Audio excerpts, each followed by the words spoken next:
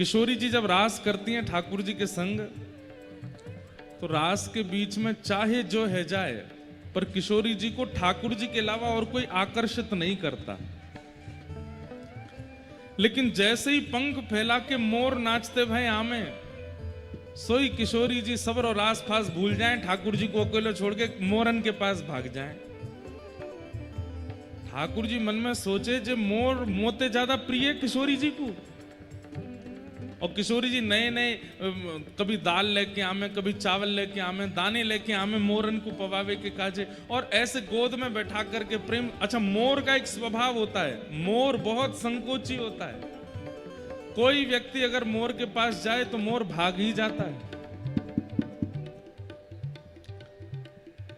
लेकिन किशोरी जी जब जाती हैं तब मोर बिल्कुल स्थिर खड़े रहते हैं, किशोरी जी की गोद में आ जाते हैं, किशोरी जी अपने हाथ से खवाती हैं। तो ठाकुर जी को एक मीठी ईर्ष्या हो जाती है मोरों से। बोले जो सुख मोए मिलना चाहिए वो सबरो सुख जे मोर ले जामे। ठाकुर जी आज बड़े उदास। मधुमंगल सीताम बोले लाला कहा भयो, इतना उदास काहे को बैठो है? ठाकुर जी बोले जे सबरे मोर रास के बीच में आके विघ्न डाल दें, और किशोरी जी इनको देखते ही सबरो रास भूल जाएं, इनके पास चली जाएं। सबरे सखा बोले तो लाला कहा करें? बोले इन मोरन को सफायो करो, कल ते ये रास में नहीं आने चाहिए। तो ठाकुर जी ने कहा कि सबरे मोर पकड़ पकड़ के पल्ले गांव में छोड़े आए, और सबरे मोरन को मोरनी इनकी कसम दिया है कि खबरदार कल अगर आए तो एक नहीं आवेगो। मोर बोले ठाकुर जी ऐसा मत करो। बोले नहीं, आज आप कल नहीं आओगे, तुम लोग आते हो, किशोरी जी रास छोड़ के चली जाएं, तुम्हारे पास आके बैठ जाएं। दूसरे दिन रास भयो, और जैसे ही रास प्रारंभ भयो तो किशोरी जी प्रतीक्षा कर रही हैं, मोर आ रहे होंगे, मोर आ रहे होंगे, लेकिन मोर तो आए नहीं। आज कसम दे के आए ठाकुर जी, पल्ले गांव में मोर हैं। तो किशोरी जी रास करते करते उदास है कि बैठ गए, रूठ गए। ठाकुर जी बोले श्री जी कहाँ भयो? बोले मेरे अति प्रिय मोर नहीं आए अभी तक, मुझको उनकी याद आ रही है। अब तो मैं रास तभी करूंगी जब मोर आमेंगे। ठाकुर जी बोले कहा करूं अब? बोले कैसे भी मोर लेके आओ। ठाकुर जी गए दौड़ करके सबरे सखान के संग, बोले भैया मोरन ने पकड़ के लाओ। अब मोरन के पास ठाकुर जी जाएं तो मोर भागें, क्यों?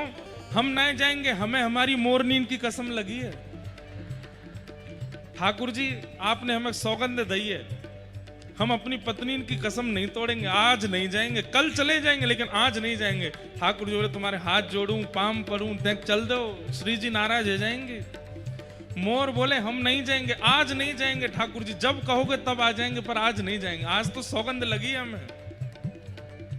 ठाकुर जी मन में सोचे अब कहा करूं, किशोरी जी तो निराश बैठी हैं। सो इतने में मोरन के भैया का है को यहाँ पे मोर आ गए का हैं? आवाज ना आ रही? नहीं देर बैठ जाओ भैया। कारे मोर हैं, कारे मोर। सुनो सुनो सुनो। ठाकुर जी बोले भैया अब कहा करूं, मोर तो जामेंगे नहीं, इनमें सौगंध लगी है। तो जितने मोरन के ऐसे पंख जो आप लेके बैठे हो ये सब पड़े भय। ठाकुर जी ने सबरे पंख इकट्ठे किए और एक फीता में बांध करके सुंदर मोर पिच को ऐसा बना के अपनी कमर पे बांध लियो। और जैसे ही महाराज कुहुक कुहुक करते हुए, जैसे मयूरन की ध्वनि होवे, आवाज होवे, वैसी आवाज करते हुए जैसे ही ठाकुर जी पधारे, किशोरी जी प्रसन्न है कि मोर आ गए, मोर आ गए, मोर आ गए। और सघन कुंज में जाए करके देखी तो मोर नहीं आए हैं। हो कान्हा मोर बन आयो, कान्हा मोर बन आयो, कान्हा मोर बन आयो, कान्हा मोर बन आयो। ओ राधे जू के रिझवन कारण, राधे जू के रिझवन कारण, राधा जू के रिझवन कारण, राधा जू के रिझवन कारण। कान्हा नए नए रूप बनावे, कान्हा नए नए रूप बनावे, ओ कान्हा नए नए रूप बनावे, कान्हा ओ लाला मोर बहन आयो, लाला मोर बहन आयो, ए लाला मोर बहन आयो, लाला मोर बहन आयो। ए राधे गोविंद भजो राधे गोविंदा, राधे गोविंद भजो राधे गोविंदा, राधे गोविंद भजो राधे गोविंदा, राधे गोविंद भजो राधे गोविंदा, भजो राधे राधे राधे राधे राधे गोविंद, भजो राधे राधे राधे राधे राधे गोविंद, भजो राधे राधे राधे राधे राधे गोविंद, भजो राधे राधे राधे राधे राधे गोविंद, भजो राधे गोविंद भजो राधे गोविंदा, राधे गोविंद भजो राधे गोविंद, भजो राधे गोविंद भजो राधे गोविंदा, राधे गोविंद भजो राधे गोविंद, भजो राधे गोविंद भजो राधे गोविंदा, राधे गोविंद भजो राधे। जय जय श्री राम, जय जय श्री राम, जय जय श्री राम।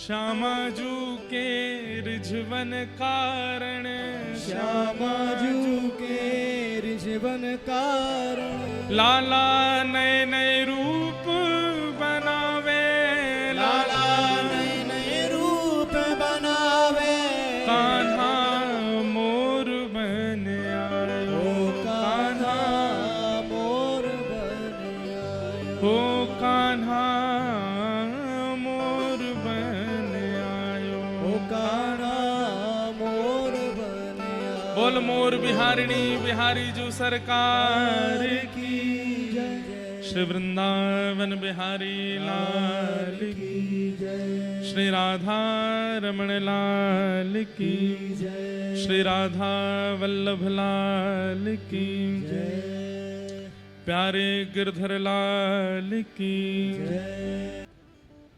बंधुओं एक बात बताएं हम आपको, कई लोग शैव और वैष्णवों में बहुत भेद दृष्टि मान लेते हैं, पर हम आपसे बहुत स्पष्ट रूप से कह दें, स्वयं राम जी कहते हैं, शिव द्रोही मम दास कहावा, सो नर सपनहु मोह न पावा। अगर कोई शिव से द्रोह करता है और मेरा दास है, कृष्ण की उपासना करते हैं, राम की उपासना करते हैं, लेकिन शिव से द्रोह करते हैं, तो कहते हैं प्रत्यक्ष तो भूल जाओ, स्वप्न में भी नहीं मिलूंगा मैं, अगर आप शिव से द्रोह करते। ऐसे ही कोई शिव आराधन करता है और राम जी और भगवान कृष्ण में भेद मानता है। कई लोगों में ये रहता है कि राम जी बड़े हैं, कृष्ण बड़े हैं, नारायण बड़े हैं कि शंकर बड़े हैं, शिव बड़े हैं कि विष्णु बड़े हैं। आपको क्या करना है, कौन बड़े हैं? सब बड़े हैं, सब श्रेष्ठ हैं। भाई छोटा बालक होता है ना, उसके लिए परिवार में सब बड़े हैं, वो सबके पांव छूता है, सबको सम्मान देता है, सबकी गोद में जाता है, सब उसको प्रेम देते हैं। अगर छोटा बालक ही भेद करने लग जाए, यही बड़े हैं, इनसे ही प्रेम करना है औरों से, तो फिर चर्चा होती है कि ये बालक बिगड़ा हुआ है? अपनी माँ के अलावा और सबको तो तू करके बोलता है, औरों के पिता की गोद में जाकर के तो हाथ पांव चलाता है, केवल अपने पिता के पास प्रसन्न रहता है। तो ऐसे बालक के प्रति एक विचारधारा हो जाती है कि बिगड़ैल बालक है, बचपन से संस्कार नहीं है। ऐसे ही जो भक्त ये भेद मानते हैं कि कौन बड़े कौन छोटे, हमें तो ऐसा लगता है कि अनेक जीवन में किए गए व्रत अनुष्ठान और नियमों से जब हमें फल प्राप्त होना होता है तो हमें महादेव की प्राप्ति होती है। जीवन भर के जितने भी हमारे सत्पुण्य हैं, इस जन्म के पूर्व जन्म के, उन सब सत्पुण्यों की कृपा से महादेव मिलते हैं। और महादेव जब प्रसन्न होते हैं तब प्रिया प्रियतम मिलते हैं, तब वृंदावन मिलता है। श्री वृंदावन की प्राप्ति, हमारी किशोरी जी की प्राप्ति, श्री ठाकुर जी की प्राप्ति, ये परिवार खरगोन में कथा करा रहा है और यहाँ कथा में श्री प्रिया प्रियतम की मधुर चर्चा होने वाली है। ये महादेव की प्रसन्नता है, ये महादेव की प्रसन्नता है। आपको ये बात स्वीकार करनी पड़ेगी, कई लोग नहीं मानते इस बात को। पर वो सदा नेत्र बंद करके भीगे रहते हैं। महादेव सदैव भीगे रहते हैं, एक क्षण भी ऐसा नहीं जाता कि महादेव पर एक बूंद जल भी ना गिरता हो, भीगते ही रहते हैं। क्यों भीगे रहते हैं? श्री प्रिया प्रियतम के स्मरण में भीगे रहते हैं, सदा सजल नेत्र रहते हैं महादेव के। ऐसे महादेव आप मध्य प्रदेश वालों की बड़े सौभाग्य हैं कि यहाँ नर्मदा जी हैं, शिप्रा जी हैं, महाकालेश्वर हैं, ओमकारेश्वर हैं, ममलेश्वर हैं, ये सब आपके पास विराजमान हैं। इनको खूब प्रसन्न कर लो, यही प्रसन्न होकर के वृंदावन प्रदान कर देंगे। इनकी प्रसन्नता से ही व्रज प्राप्त होगा। मुनिंद वृंद वंदिते त्रिलोक शोक हारिणी, ये शब्द किसके हैं? ये ओमकारेश्वर भगवान के शब्द हैं, उन्होंने गाए हैं। और क्या कह रहे हैं? बोले कदा करिष्यसि हमाम कृपा कटाक्ष भाजनम। किशोरी जी से प्रार्थना कर रहे हैं। हिमालय पर्वत पर पार्वती जी पूछती हैं महादेव से कि सदैव नेत्र बंद करके आप किसका स्मरण करते हो? तब महादेव पार्वती जी को श्री वृंदावनेश्वरी राधा रानी के विषय में चर्चा करके सुनाते हैं। तब वृंदावन चंद श्री कृष्ण के विषय में बताते हैं।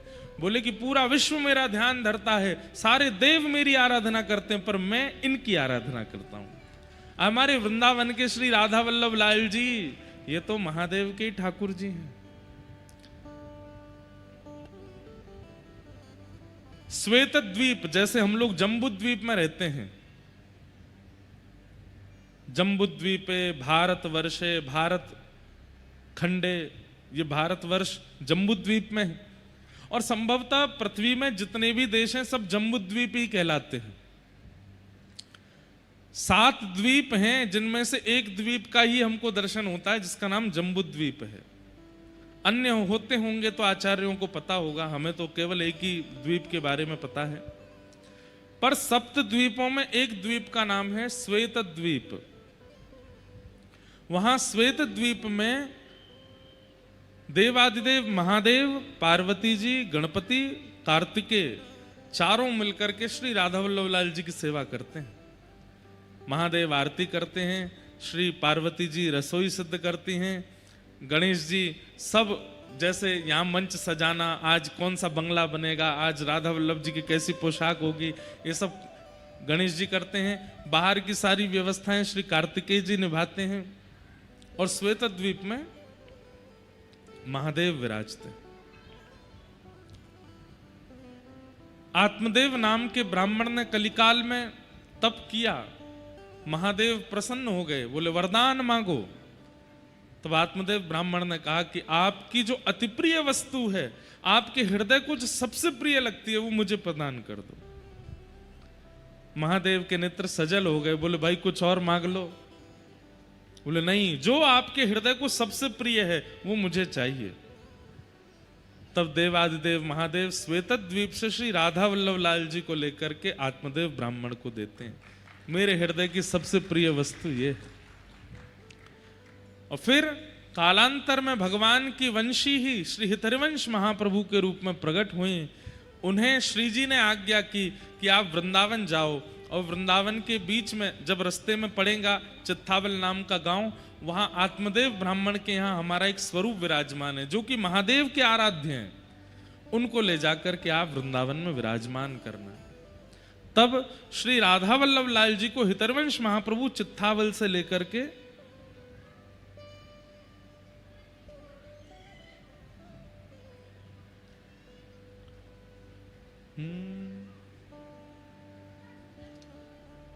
कौन सा स्वर है भाई?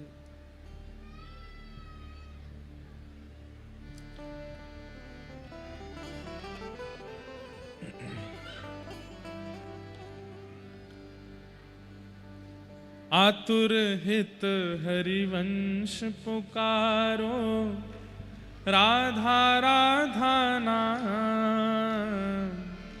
आतुर हित हरिवंश पुकारो, राधा राधा नाम। सघन कुंज यमुना तट आयो, सघन कुंज यमुना तट आयो, मदन टेर वृंदावन आयो, मदन टेर वृंदावन आयो, श्री राधा वल्लभ लाल वृंदावन प्यारो वृंदावन, वृंदावन प्यारो वृंदावन, हे श्री वृंदावन मेरो वृंदावन, श्री वृंदावन मेरो श्री राधा वल्लभ लाल की। जय। इसलिए आप लोग कभी ओमकारेश्वर जाते हैं, ममलेश्वर जाते हैं, महाकालेश्वर जाते हैं, तो सब लोग हर हर महादेव तो कहते ही हो, ओम नमः शिवाय तो कहते ही हो। हमारे कहने से जब मंदिर से निकल रहे हो एक बार कह देना श्री राधा वल्लभ लाल की, महादेव प्रसन्न हो जाएंगे।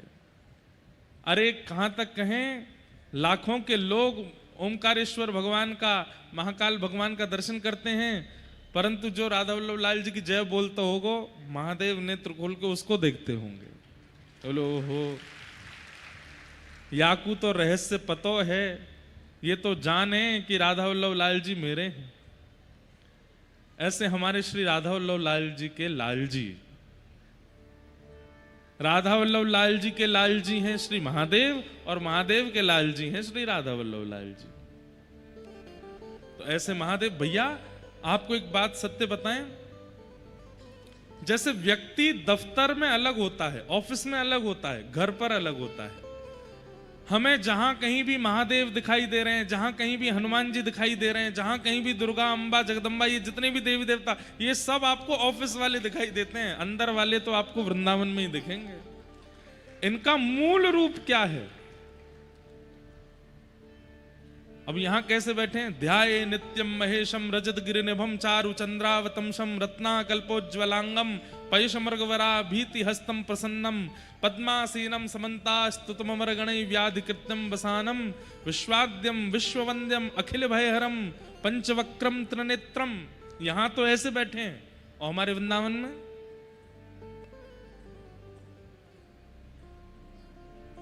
वंशी वट पे यमुना तट पे कान्हा रास रचावे, और गोपी बन के शंकर आए गोपेश्वर कहलाए।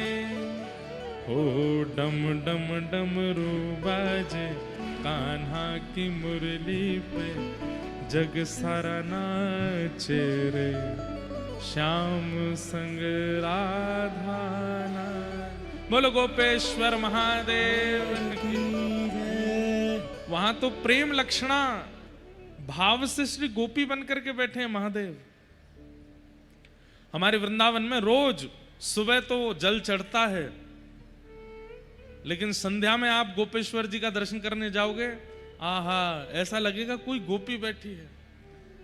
इतना सुंदर श्रृंगार करते हैं महादेव, आंखों में काजल लगाएंगे, सुंदर होठों में लालिमा लगाएंगे, और महाराज ऐसा लगता है कि जैसे पार्वती जी के सबरे श्रृंगार पेटी को चोरी करके महादेव भाग गए वृंदावन, और वहां जाकर रोज श्रृंगार करते हैं और वहां रोज गोपी बन करके बैठते हैं। किस भाव से?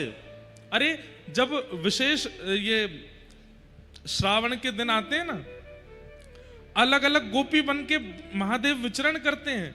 रोज संध्या में महादेव का श्रृंगार होगा, आज दही की मटकी ऊपर रखी है, लेकर के जा रहे हैं, और बस विचार कर रहे हैं महादेव की मार्ग में कहीं नंदलाला मिल जाएं और दही को दान मांगेंगे तो उनको दूंगी।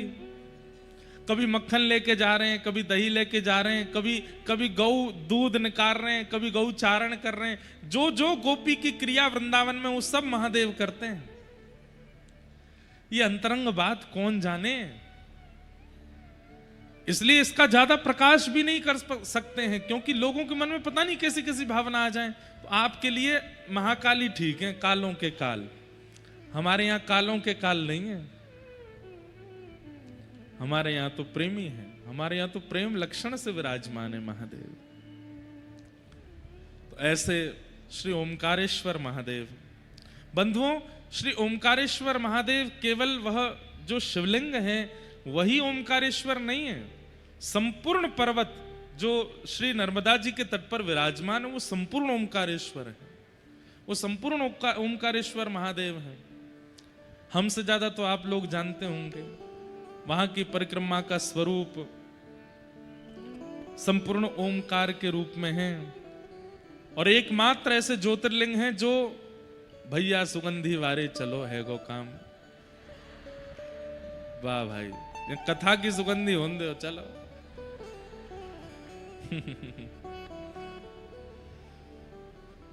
वाह। तो ऐसे ओमकारेश्वर भगवान के दर्शन किए। 2-3 बार से हम इंदौर क्षेत्र में आते हैं पर महाकाल नहीं जा पा रहे हैं। इस बार भी देखिए पता नहीं बनता है कि नहीं क्रम, लेकिन हमको मन में ये नहीं आता कि ठाकुर जी बुला नहीं रहे या हमारा योग नहीं बनना, हमको ये लगता ही नहीं है। हमको ये लगता है कि नहीं, महादेव जिस दिन योग बनेगा शुभ अवसर होगा बुला ही लेंगे। आज सुबह नर्मदा जी में स्नान किया, भगवत कृपा से हमारी माता जी का नाम भी नर्मदा ही है, तो हम जब भी नर्मदा जी में स्नान करने के लिए जाते हैं तो इसी भाव से जाते हैं कि हमारी सजल मैया है। वो तो सचल मैया है जो वृंदावन में, ये सजल मैया है। और आज वहां भी स्नान हुआ, बहुत सुंदर, बहुत आनंद हुआ। श्रमित तो हो जाते हैं हम, थक तो बहुत जाते हैं, लेकिन ठीक है, बहुत आनंद से दर्शन हुए। आज महादेव को निमंत्रण देके आए हैं कि हे महादेव आप पधारिएगा, आज लाला को जन्मोत्सव है कथा में, जोगी बन करके आई हूं, और निश्चित ही आज महादेव पधारेंगे। हमें आपको भली अनुभव ना हो, लेकिन किसी रूप में तो आएंगे, आकर के उत्सव का आनंद लेंगे, सुख लेंगे। तो इस भाव से आज ओमकारेश्वर जी को निमंत्रित करके आए हैं। आइए आज की कथा में प्रवेश करें, जल्दी जल्दी सब क्रमों को लेके चलें नंदोत्सव तक। बंधुओं, श्रीमद् भागवत की कथा में चौथे दिन कृष्ण जन्म क्यों होता है, पहले दिन ही क्यों नहीं होता? बहुत सावधानी से सुनिएगा। जैसे जब तक अधिकारी नहीं बना जाए तब तक अगली क्लास में नहीं भेजा जाता ना। जब लग जाए कि हाँ इस कक्षा की पढ़ाई पूरी समझ आ गई है तो फिर उसकी परीक्षा पास होती है, फिर अगली कक्षा में आप जाते हो। और अगर पहली कक्षा बिना पास किए दूसरी तीसरी चौथी में चले गए तो आपका भविष्य खतरे में आ जाएगा। कई बच्चे माता पिता की जैक लगवा करके फेल हो करके भी अगली क्लास में चले जाते हैं। चले तो जाते हैं लेकिन भविष्य में कुछ कर नहीं पाते, क्योंकि भाई वो परीक्षा नहीं है, एक प्रकार से आपकी योग्यता देखी जाती कि इस वर्ष कक्षा में आपने उचित तरीके से भाव को स्वीकार किया कि नहीं। ठीक वैसे ही सब लोग इधर देखो, इधर देखो, कहीं मत देखो, यहां देखो। 4 कक्षाएं हैं, तमोगुण, रजोगुण, सतोगुण और निर्गुण। ये 4 कक्षाएं हैं। 4 ही कक्षाएं हैं भगवत प्राप्ति के लिए। हम आप सब लोग तमोगुणी हैं, रजोगुणी हैं और सतोगुणी हैं, लेकिन जब तक इन तीनों को हम पार नहीं कर लेंगे तब तक हमको श्री कृष्ण का अनुभव नहीं होगा। सतोगुण किसको, तमोगुण किसको कहते हैं? व्यक्ति के चित्त में तामसी भावना ज्यादा, ईर्ष्या, लोभ, द्वेष, अभिनिवेश, अहंता, ममता, चिंता, राग, ये सारे जो दोष होते हैं ये अधिक मात्रा में जिन लोगों के अंदर होते हैं उनको तामसी जीव कहते हैं। जैसे रावण, रावण कौन है? तमोगुणी है। जितने भी राक्षस हैं ये कौन है?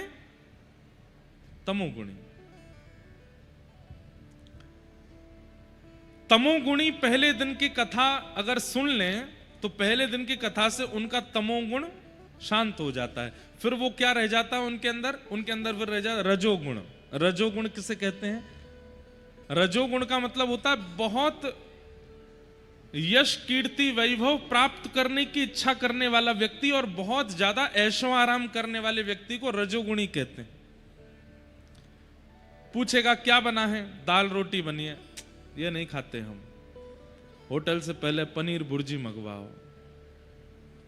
उसके बिना तो हमारा भोजन जाएगा ही नहीं पेट में अंदर। क्या कपड़े हैं, बोले भैया टेलर से आए हैं सिल गए, ये नहीं पहनते, हमको तो ब्रांडेड चाहिए, ये वाली ब्रांड का दो, वो ब्रांड का दो। ये ब्रांडेड वालों से हमारा कंपटीशन बहुत बढ़िया चलता है। हमसे मिलने वाले लोग आते हैं 1-1 लाख रुपए के कपड़े पहन के आते हैं, हमारे 350 रुपया के कपड़े के आगे झुक जाता है। वो आकर के हमको ही प्रणाम कर लेते हैं। कोट कितने का था भाई साहब? 60,000 रुपए का। जूते कितने के थे? 1.5 लाख रुपए के। टी शर्ट कितने की थी? 15,000 रुपए की। पैंट कितने के थे? 5,000 रुपए के। मैंने कि लो 200 रुपए की धोती, 150 रुपए की बगलबंदी, करो प्रणाम। 350 रुपए में तो झुक जाते हैं, क्या 5 लाख रुपए झुक जाते हैं नीचे। भाई कई लोगों को बहुत ज्यादा, वो भोजन में भी ब्रांड देखते हैं, वस्त्रों में भी ब्रांड देखते हैं, सब चीजों में उनको बहुत जो है वैसा चाहिए होता है माहौल। आपको पता है हमने ऐसी ऐसी कथाएं करी हैं, अब तो थोड़ी भीड़ भाड़ की वजह से हमको थोड़ा सुरक्षा रखनी पड़ती है, नहीं तो कोई, आपको पता है यहां से मैं जब जाता हूं उस समय मेरा हरि नाम चल रहा होता है कि मैं गिर नहीं जाऊं, क्योंकि खड़ाऊं पहनते हैं संत आज्ञा से, और दत्त महाराज, हमारे दत्तदास महाराज जी की आज्ञा से मौन रहते हैं कथा के बाद, कथा के पहले। तो संत आज्ञा से ये 2 नियम चल रहे हैं, पर वो खड़ाऊं वाले नियम में हमको इतना डर लगता, क्योंकि आदमी ना चाहते हुए पैर छूता ही है, और 3-4 बार ऐसा हो चुका है कि बस मैं गिरते गिरते बचा हूं। मुझे लगता है मैं गिर भी जाऊं चलेगा, पर ये 2 दांत नहीं टूट जाएं आगे के, वो कैसा लगूंगा फिर मैं कथा में, और कैसा लगूंगा उससे भी इतनी दिक्कत नहीं है, फिर वो सारी हवा तो यहीं से निकल जाएगी। युवावस्था में ही नकली दांत पहन के घूमना पड़ेगा, लेकिन लोग समझते ही नहीं। यहां तो फिर भी ठीक है, कई जगह तो धोती खींच लेते हैं पांव छूने के लिए। तो हमने ऐसी ऐसी कथा की हैं। एक जगह हमारी कथा हुई थी मध्य प्रदेश में, नाम नहीं बताऊंगा, नहीं तो वो लोग बेचारे देख रहे होंगे तो कहेंगे महाराज जी हमारी बोल रहे हैं। मध्य प्रदेश में ही कथा थी, तो वहां जो प्रचार वैन थी उनकी, जिसमें प्रचार होता था, एक वो मैक्स गाड़ी आती है बहुत लंबी, एक ही गाड़ी थी आयोजकों के पास, उसी से प्रचार होता था, उसी में सब्जी आती थी, उसी में जो है उनके रिश्तेदार नातेदार आते थे। तो हमारा मन हुआ कि भाई नर्मदा जी स्नान करना है, तो उसी में ही हम जाते थे, अपनी कथा का ही प्रचार करते हुए जाते। सुनो सुनो शाम 4 बजे से कथा होएगी, बड़ी मंडी में सब इकट्ठे हो जाना। उससे कथा करने आते। एक जगह थी, वहां गाड़ी की कोई ऐसी व्यवस्था नहीं थी, तो स्कूटी थी, स्कूटर हम ही चला के जाते मंच पर सीधे, खड़ी करके बाल वाल ठीक करके फिर बैठ के कथा करते। तो बहुत सारी कथाओं के अनुभव किए हैं। और महाराज मध्य प्रदेश का भिंड जिला, उस क्षेत्र में तो हमने ऐसी ऐसी कथा की है कि बस पूछिए मत। एक बार हमारी एक कथा तो ऐसे महापुरुष ने कराई, वो उस समय गुंडा नहीं थे लेकिन पूर्व गुंडा थे वो। तो जब कथा विश्राम हुई तो बोले महाराज जी इतने में काम चल जाएगा, आपकी सारी टीम की दक्षिणा हो जाएगी। मैंने भाई इतने में तो कैसे होएगा, इतना तो आने जाने का ही खर्चा है। तो फिर अपना उन्होंने पूर्व का पूरा परिचय दिया कि मैं पहले कौन था। मैंने कहा भैया सुनो, इसमें से 10,000 और डिस्काउंट कर लो, आप धरो, हम एक शरीर में अपने माता पिता के पास पहुंच जाए वही बहुत है। तो भाई कथाओं में बहुत कुछ अनुभव किए हैं, लेकिन हमें ऐसा लगता है कि आप लोग तो 3 दिन में रजोगुण तमोगुण सतोगुण से पार होते हैं। हमको तो 10 साल से ठाकुर जी लगे हैं रजोगुण तमोगुण सतोगुण, सबको धीरे धीरे, अभी सब पूरे हो भी गए होंगे पता नहीं, पर जिस दिन ये तीनों दिशा आपने पार कर ली, तीनों क्लास आपने पार कर ली, तब आप चौथी क्लास में पहुंचेंगे जिसका नाम है निर्गुण। और निर्गुण कौन है? व्रज की गोपियां। निर्गुण का मतलब क्या है? कृष्ण मन कृष्ण तन, कृष्ण ही हमारो धन, आठों याम ऊधो हमें कृष्ण ही सो काम है। सब कुछ कृष्ण है। देखेंगे तो कृष्ण को, सुनेंगे तो कृष्ण को, चलेंगे तो कृष्ण के पास, बैठेंगे तो कृष्ण के पास, खाएंगे तो कृष्ण का प्रसाद, पहनेंगे तो कृष्ण का आवरण। कृष्ण के अलावा हमें और कुछ स्वीकार नहीं है। वो होते हैं निर्गुण, और उन्हीं को वृंदावन व्रज की कथा में प्रवेश मिलता है। तो इन 3 दिनों की कथा में रजोगुण, तमोगुण, सतोगुण से पार करके श्रोताओं को जब निर्गुण बना दिया जाता है, तभी वो कृष्ण लीला में प्रवेश करते हैं।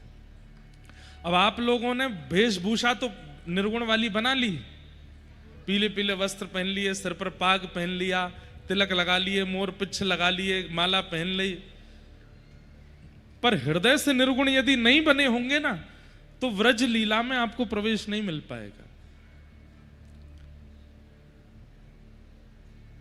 आगे कृष्ण पाछे कृष्ण, इत कृष्ण उत कृष्ण, जित देखूं तित कृष्ण मायरी। सब कुछ कृष्ण में हो जाए जिस दिन, उसी दिन गोपी बन जाते।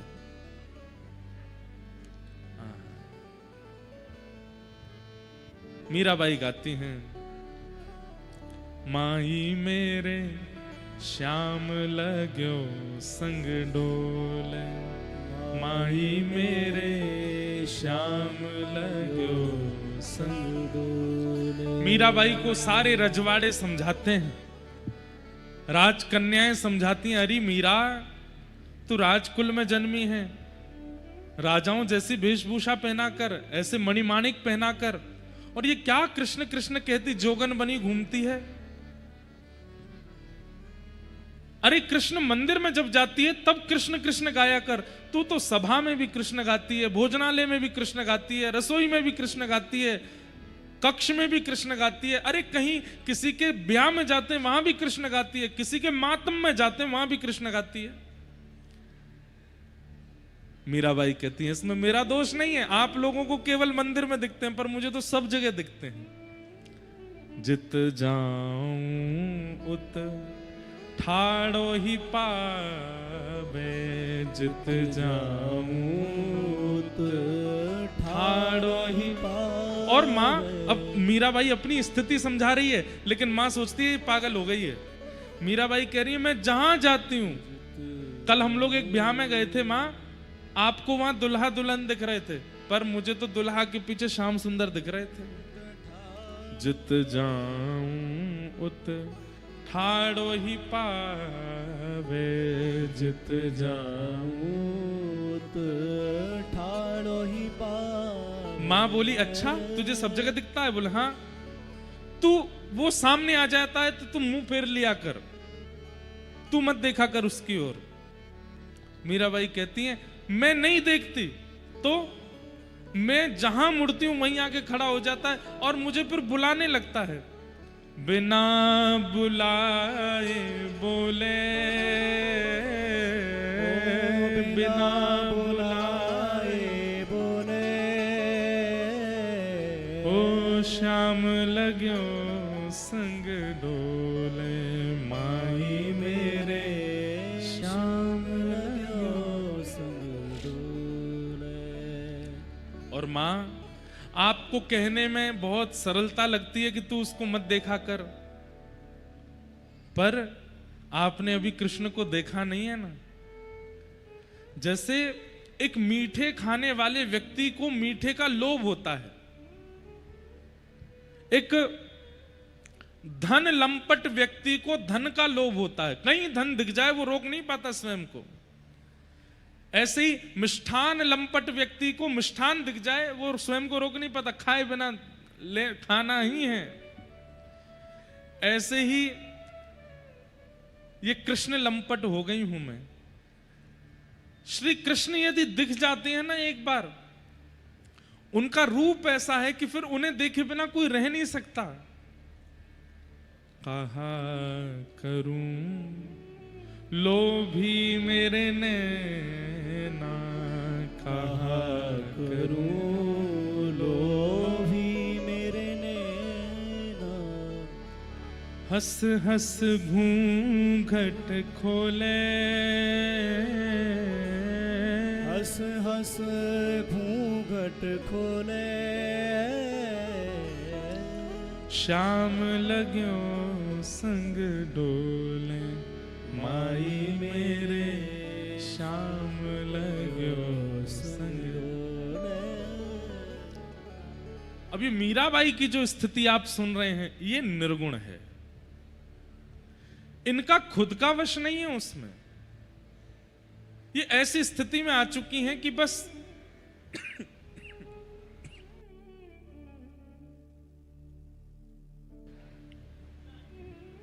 ये ठाकुर जी को नहीं बचती हैं, ठाकुर जी इनको बचते।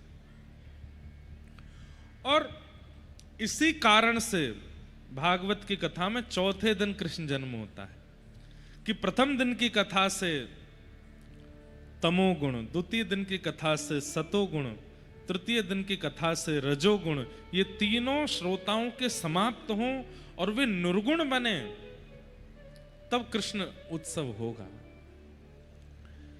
लेकिन हमें एक बात कहने में कोई लज्जा नहीं होती है। हजारों लोग कथा सुनते हैं पर निर्गुण सब नहीं बन पाते। निर्गुण हजारों में 5 की गिनती के अंदर के लोग ही बन पाते हैं। 5 से ज्यादा लोग निर्गुण नहीं बन पाते। और उन 5 की पहचान क्या है? जो निर्गुण बन गए होंगे उनकी पहचान क्या है? सबसे पहली पहचान, वो किसी कोने में बैठे होंगे, उनको कोई पहचान नहीं पाया होगा, सबसे पहली पहचान। दूसरी पहचान, यहां कथा प्रारंभ होती है और वहां उनके अश्रु प्रारंभ होते हैं, नेत्रों से वो प्रवाह रोक नहीं पाते। तीसरा उनका लक्षण, शरीर में प्रेम लक्षण प्रकट होने लगते हैं, कंपायमान होना, कंठ अवरुद्ध हो जाना, अपनी बातें पूरी ना कर पाना, चरण धरना कहीं, जाना कहीं, इस प्रकार की उनकी स्थिति हो जाती है। हमारी भाषा में, हम जो पढ़े लिखे लोग हैं, हमारी भाषा में उसको पागल कहते हैं। क्या कहते हैं? हम लोग पागल कहते हैं, वो लेकिन पागल नहीं है, हम ही पागल हैं। वो पागल नहीं, वो तो ठाकुर जी के द्वारा स्वीकार किया जा चुका है।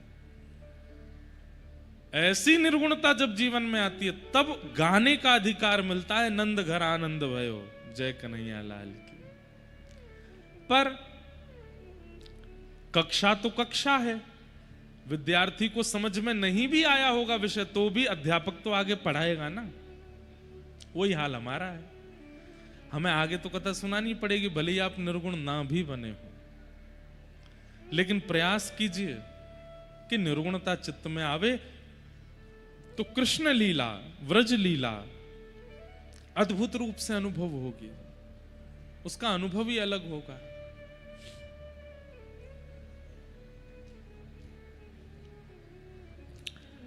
कल हमने कथा में परीक्षित जी को 7 दिन में श्राप लगा, यहां तक का प्रसंग सुना। श्री सुखदेव जी महाराज पधारे और सुखदेव जी के चरणों में परीक्षित जी ने प्रार्थना करते हुए कहा कि हे भगवान, जिसके जीवन के केवल 7 दिन बचे हैं, उसको अपनी मुक्ति के लिए क्या करना चाहिए, कृपा करके हमें बताओ। जिसके जीवन के बहुत अल्प समय शेष बचा हो, उसको अपने जीवन के उद्धार के लिए क्या करना चाहिए। वास्तव में ये प्रश्न हम सबकी ओर से है। हम सबके जीवन के अल्प दिवस बचे हैं। क्या भरोसा है इस जिंदगी का, कोई भरोसा तो है नहीं, कब प्राण चले जाएं। तो वास्तव में ये प्रश्न केवल परीक्षित का नहीं है, हम सबका, बल्कि परीक्षित हमसे बढ़िया है। क्यों बढ़िया है? उनको तो 7 ही दिन में मरना, हम तो कभी भी मर सकते हैं। हमारे प्राण तो कभी भी जा सकते हैं। इसलिए जिसके जीवन में अल्प समय है उसको अपनी मुक्ति के लिए क्या करना चाहिए? इसका उत्तर देते हुए श्री शुकाचार्य जी महाराज कहते हैं, वरीयानेशते प्रश्न कृतो लोकहितं नृप आत्मवेद सम्मतः पुंसा श्रोतव्यादिषु यप्पर। हमारी एक बात सुनिए, शास्त्र एक नीति बताता है। धन कमाते समय और भोजन करते समय सदा यह सोचना चाहिए कि सारा आज ही नहीं कमाना है, आज ही नहीं खाना है, मैं कल भी जीवित हूं, कल खा लूंगा। बहुत ध्यान से सुनिएगा, धन कमाते समय और भोग भोगते समय यह सोचना चाहिए कि अभी कल भी तो है मेरे पास, सारा आज ही क्यों करूं, कल कर लूंगा। लेकिन भजन करते समय सदा यह सोचना चाहिए कि मेरा अंतिम क्षण भी अंतिम हो सकता है, अगला क्षण भी अंतिम हो सकता है। जितना भजन करना है इसी क्षण कर लूं, अगला क्षण मिलेगा नहीं मुझे। यह एक बड़ी सुंदर नीति है, लेकिन हम लोग उल्टे हो गए हैं। आज भोग भोग ले चकाचक, कल मिले नहीं मिले, जिंदगी ना मिलेगी दोबारा। और भजन बोले कल कर आएंगे, परसों कर आएंगे, गिरिराज जी जानो बोले अगले महीना चलेंगे। अगला महीना नहीं आया तो? इसलिए हमारी बात मानिएगा, भगवत आराधन करने का जब मन हो उसी समय कर लीजिए। और संसारी भोग भोगने का, धन अर्जन करने का अगर समय लगता हो मन, उसके लिए ये विचार कर सकते, ठीक है थोड़ा आज कर लेते हैं, कल भी तो है, कल कर लेंगे। लेकिन व्यक्ति उल्टा है, भोग भोगने समय ये सोचता है ये मेरा अंतिम क्षण है, आज ही कर लो।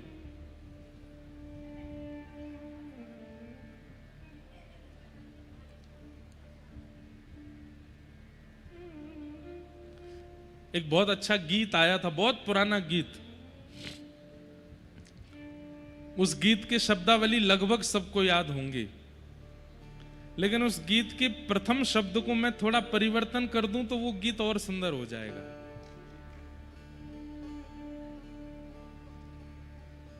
सुनाए, अभी अभी आया मन में। हरि नाम जप ले के फिर हंसी रात हो न हो, शायद फिर इस जन्म मुलाकात हो न हो। हरि नाम जप ले के फिर हंसी रात हो न हो। भैया आज ही जप लो, कल के भरोसे मत रहना। कल जपेंगे, कल नहीं हुआ तो, कल का दिन नहीं आया तो फिर क्या करोगे? इसलिए अगर आप भक्ति पथिक हैं तो इस सूत्र को अपनाइए कि भोग भोगने का समय आया हो, बहुत अधिक मात्रा में धन अर्जन करने का समय आया हो, तो उसको कल पर टाला जा सकता है।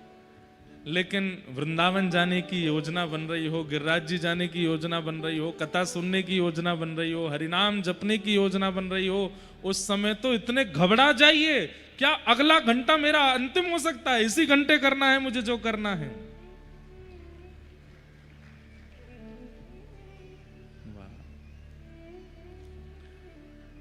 हर क्षण अंतिम हो सकता है।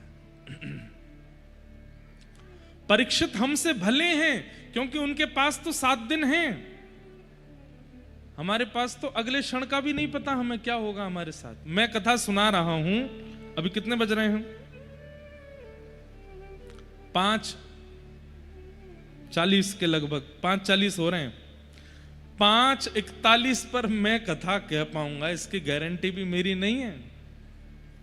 5:45 पर मैं जीवित रहूंगा या आज नंदोत्सव मैं कर पाऊंगा, इसको मैं दावे से नहीं कह सकता, क्योंकि हम सबका हर क्षण अंतिम है।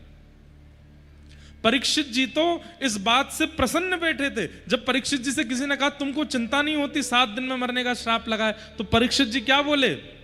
बोले चिंता तो उनको होनी चाहिए जिनको श्राप नहीं लगा, वो कभी भी मर सकते हैं, पर मैं तो दावे से कह सकता हूं कि 7 दिन से पहले ब्रह्मा भी मेरे प्राण नहीं ले सकता, क्योंकि एक ब्राह्मण ने मुझे 7 दिन में मरने का श्राप दिया है।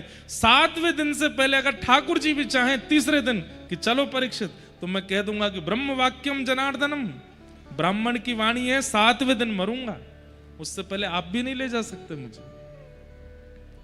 हम कह सकते हैं नहीं, हमारा तो हर क्षण अंतिम है।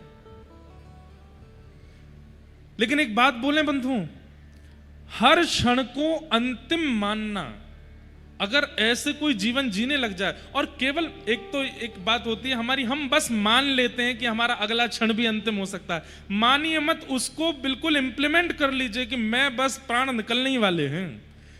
जैसे गिरते समय भयभीत हो जाते हैं, या गाड़ी चल रही है सामने से ट्रक आती हम भयभीत हो जाते हैं, या बहुत जोर से बिजली कड़कने पर भयभीत हो जाते हैं, ऐसा मृत्यु के प्रति भय अगर आ जाए और ये भावना आ जाए कि मैं कभी भी प्राण त्याग सकता हूं, तो कहीं ना कहीं हम अपने जीवन में बहुत सुंदर बन जाएंगे। कैसे? हमारे महाराष्ट्र के संत हुए श्री तुकाराम जी महाराज, बहुत सुंदर वाणी है, मुझे बड़ी अच्छी लगती है, बहुत ध्यान से सुनिएगा।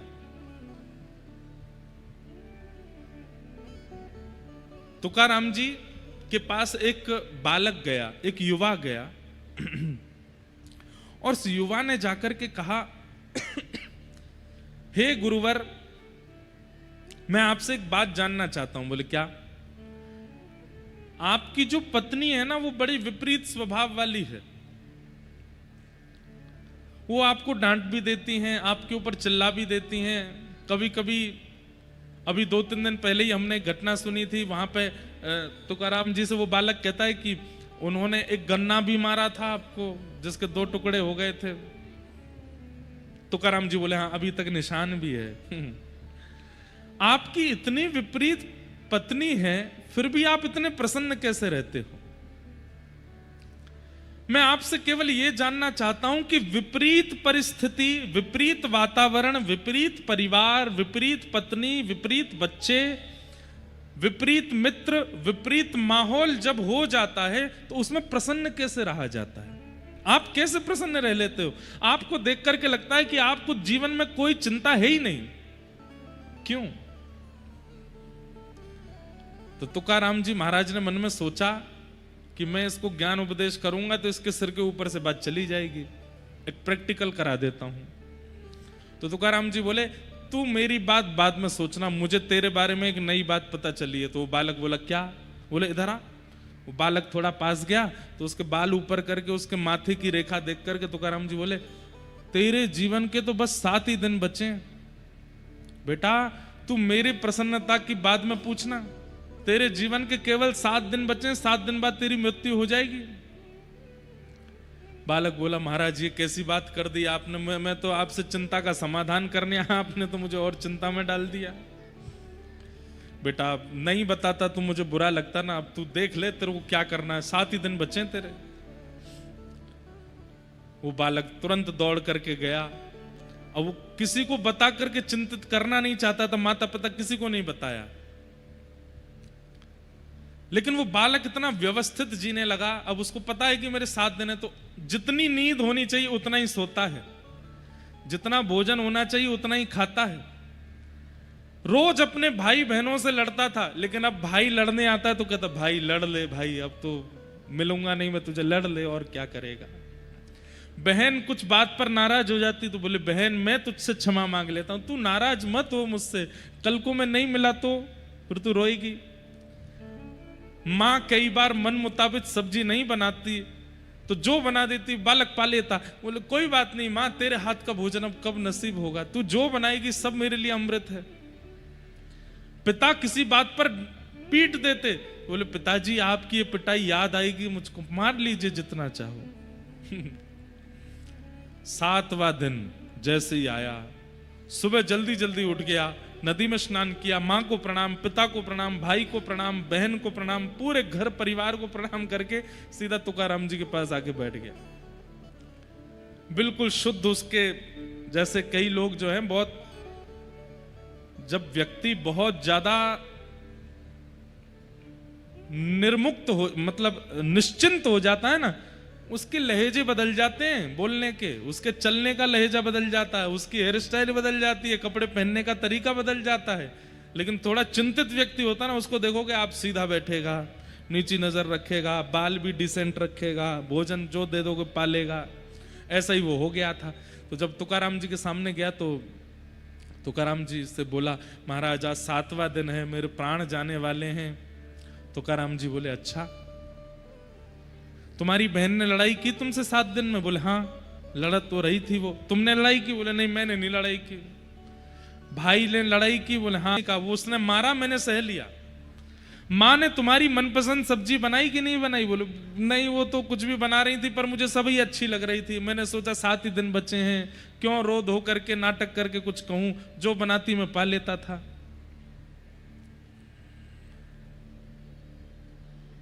पिता ने तुमको मारा? बोले हाँ मारा, पर इस बार पिता की पिटाई में मुझे दर्द नहीं हुआ, बल्कि ये लगा कि 7 दिन बाद कौन मारेगा मुझे। तुकाराम जी बोले यही मेरे जीवन का सूत्र है। मैं हर दिन ये विचार करता हूं कि पत्नी मेरी विपरीत है, इसकी विपरीत स्वभाव से दुखी होकर के मैं क्यों अपना पूरा दिन खराब करूं? क्या पता रात्रि को प्राण चले गए तो। रात्रि में बच्चे विपरीत व्यवहार करते हैं तो मैं उस पर भी चिंतित नहीं होता, मन में सोचता हूं कि क्यों अपना चिंतन बिगाड़ूं इनसे लड़ करके, कल मेरा अंतिम दिन हुआ तो। मैं हर दिन को अपना अंतिम मानता हूं और जीवन में आने वाली हर परिस्थिति को, चाहे अच्छी हो चाहे बुरी हो, सबको हंस करके स्वीकार करता हूं। क्या पता कौन सा समय अंतिम हो। बालक चरणों में गिर गया, बोले जय हो। इसीलिए आप तुकाराम जी हैं, क्योंकि आप मेरे प्रश्न का उत्तर सीधे सीधे ना दे करके मुझे समझा करके देना चाह रहे हैं। तुकाराम जी बोले बस यही मेरे जीवन का सूत्र है, हर क्षण को मैं अंतिम मानता हूं, इसलिए उस क्षण को लड़के झगड़ के परेशान होके चिंता करके व्यर्थ नहीं करता। जय जय राम कृष्ण हरि, जय जय राम कृष्ण। हर क्षण अपने हरि को याद करता हूं, राम कृष्ण को याद करता हूं। बालक चरणों में गिर गया, प्रसन्न हो गया। थोड़ी देर बाद बोला ये तो बता दीजिए कि आज प्राण जाएंगे कि नहीं मेरे। तुकाराम जी बोले बेटा कभी भी जा सकते हैं, ये बात सदैव चिंता में रखो, चिंतन में रखो।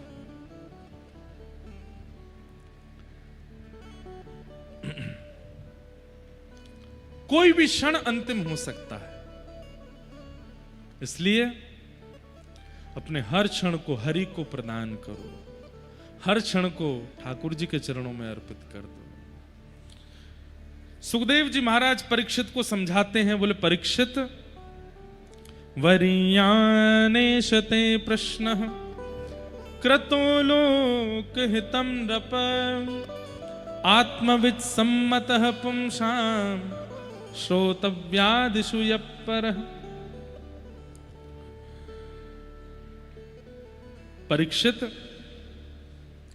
तुमने जो प्रश्न किया है उसके प्रति मेरी एक ही भावना है। क्या भावना है? वरीयानेशते प्रश्न कृतो लोक हितम नृप। तुमने जो ये प्रश्न किया है, अगर ये लोक हित के लिए है, सामाजिक हित के लिए है, तो ये प्रश्न अच्छा है। लेकिन ये प्रश्न अगर तुम्हारे अपने लिए है तो ये प्रश्न उचित नहीं है। बंधुओं एक बात बोले, मुक्ति के उपाय वो व्यक्ति पूछे जो कभी वृंदावन नहीं गया, जो कभी गोवर्धन नहीं गया, जो कभी व्रजमंडल नहीं गया, जो कभी जगन्नाथपुरी नहीं गया, जो कभी द्वारिका नहीं गया, जो कभी बद्रीनाथ नहीं गया। वो व्यक्ति अगर अपनी मुक्ति का उपाय पूछे तो उसको उपाय बताया जा सकता है। लेकिन जिसका संबंध वृंदावन से है, जिसका संबंध गोवर्धन से है, 84 कोस व्रजमंडल से है, वो अगर पूछे कि मेरी मुक्ति का उपाय क्या है, तो ये प्रश्न उसके लिए उचित नहीं है। क्यों? वृंदावन को भजने वाले मुक्ति की कामना नहीं करते। क्यों? वृंदावन को भजने वाले वृंदावन की कामना करते हैं। हमें मुक्ति नहीं चाहिए। बोले क्या चाहिए? बोले अगलो जन्म हमको वृंदावन में ही दे दो। हमारे व्रज में गाते हैं, एहो विधि ना तो पे अचरा पसार मांगू, एहो विधि ना तो पे अचरा पसार मांगू। सब लोग गाओ, एहो विधि ना तो पे अचरा पसार मांगू, एहो विधि ना तो पे अचरा पसार मांगू। जन्म जन्म दीजो याही ब्रज बसे वो, जन्म जन्म दीजो याही ब्रज बसे वो। हाँ, जन्म जन्म दीजो याही ब्रज बसे वो, जन्म जन्म दीजो याही ब्रज। जिन्हें व्रज की कामना हो वही गाइएगा, जिन्हें व्रज की कोई कामना नहीं है वो नहीं गाइएगा। जिन्हें मुक्ति ही चाहिए, जिन्हें वैकुंठ ही चाहिए वो लोग तो सुन लीजिए, पर जिन्हें वास्तव में वृंदावन चाहिए वो तो गाइए। एहो विधि ना तो पे अचरा पसार मांगू, एहो विधि ना तो पे अचरा पसार मांगू। जन्म जन्म दीजो याही ब्रस बस वो, जन्म जन्म दीजो याही ब्रज बस वो। हे अहिर की जाति समीप नंद घर, अहिर की जात समीप नंद घर, अहिर की जाति समीप नंद घर, अहिर की जात समीप नंद घर। हेरी हेरी श्याम सुभग घरी घरी हंसे वो, हेरी हेरी श्याम सुभग घर घर हंसे वो। एहो विधि ना तो पे अचरा पसार मांगू, एहो विधि ना तो पे अचरा पसार मांगू। जन्म जन्म दीजो याही ब्रज बसे वो, जन्म जन्म दीजो याही ब्रज बसे वो। हे दधि के दान मिस ब्रज की बीथिन, दधि के दान मिस ब्रज की बीथिन, दधि के दान मिस ब्रज के बीथिन, दधि के दान मिस ब्रज की झक झोरनी अंग अंग को परसे वो, झक झोरन अंग अंग को परसे। हे चीत स्वामी गिरधरन श्री विठ्ठल,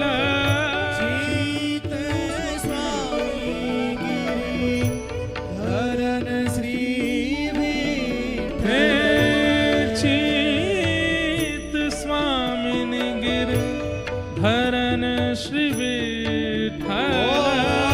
अचित स्वामी गिरि हरन श्री विठ्ठल। शरद रैन रस रास को बिलस वो, शरद रैन रस रास को ओ एहो विधिना तो पे अचरा पसार मांगू, एहो विधिना तो पे अचरा पसार मांगू। जन्म जन्म दीजो याही ब्रज बस वो, जन्म जन्म बीजो याही ब्रज। हरि हम कब होंगे ब्रजवासी, हरि हम कब होंगे ब्रजवासी। हरि हम कब होंगे ब्रजवासी, हरि हम कब होंगे ब्रजवासी। और ठाकुर नंद किशोर हम हमारे, ठाकुर नंद किशोर हमारे। ठाकुर नंद किशोर हमारे, ठाकुर नंद किशोर हमारे। और ठकुरानी राधा सी हरि हम कब होंगे ब्रजवासी। हरि हम कब होंगे ब्रजवासी, हरि हम कब होंगे ब्रजवासी। ओ कब मिले हैं वह सखी सहेली, कब मिले हैं वह सखी सहेली। कब मिले हैं वे सखी सहेली, कब मिले हैं वे सखी सहेली। कौन हरिवंशी हरिदासी हरि हम कब होंगे ब्रजवासी। हरि हम कब होंगे ब्रजवासी, हरि हम कब होंगे ब्रजवासी। हरि हम कब होंगे ब्रजवासी, हरि हम कब होंगे ब्रजवासी। हे व्यास स्वामिनी की छवि निरखत, व्यास स्वामिनी की छवि निरखत। व्यास स्वामिनी की छवि निरखत, व्यास स्वामिनी की छवि निरखत। हे व्यास स्वामिनी की छवि निरखत, व्यास स्वामिनी की छवि निरखत। हे व्यास स्वामिनी की छवि निरखत। व्यास स्वामिनी की छवि निरखत।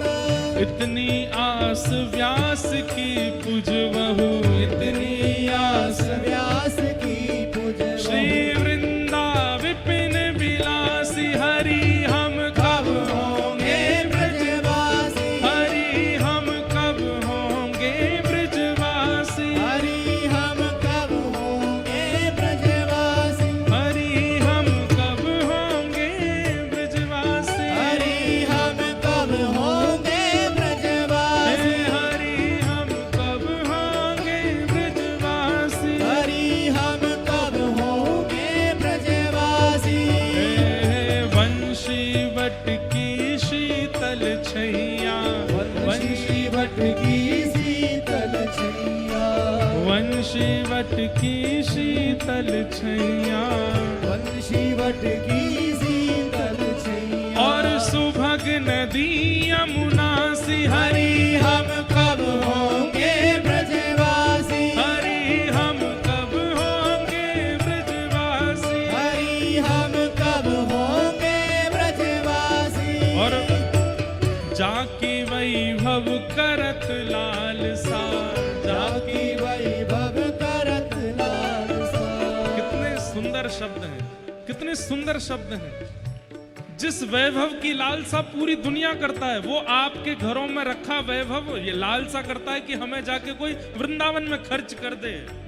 जाकी वैभव करे लालसा, जाकी वैभव करे लाल सा। आपको बताएं, मान लीजिए कि आप वृंदावन गए और 500 की गड्डी में से कुछ नोट निकाल ले गए, तो जो बची हुई गड्डी के नोट हैं वो रोते हैं, इसने बीच में से क्यों निकाला, ऊपर से हमको क्यों नहीं निकाला। ये बीच वाले कितने भाग्यशाली, वृंदावन में जाके खर्च हो जाएंगे और हम यहीं रह जाएंगे खरगोन में। आहा जाकी वैभव करे लालसा, जाकी वैभव करे लालसा, जाकी वैभव करे लालसा, जाकी वैभव करे लालसा। करवीत कमलासी हरि हम कब होंगे ब्रजवासी, हरि हम कब होंगे ब्रजवासी। हरि हम कब होंगे ब्रजवासी। हे ठाकुर नंद किशोर हमारे, ठाकुर नंद। किशोर हमारे। आज कथा हम 7, 7:30, 8 बजे पूरी नहीं करेंगे, इसलिए गाते रहो। आज तो कथा चलेगी आनंद से। आज लाला को जन्मोत्सव है, व्यवहारो है। भुजा उठा के कहो, आहा ठाकुर नंद किशोर हमारे, ठाकुर नंद किशोर हमारे। हे ठाकुर राधा रमण हमारे, ठाकुर राधा रमण हमारे। हे ठाकुर राधा वल्लभ हमारे, ठाकुर राधा वल्लभ हमारे। और ठकुरानी राधा सी हरि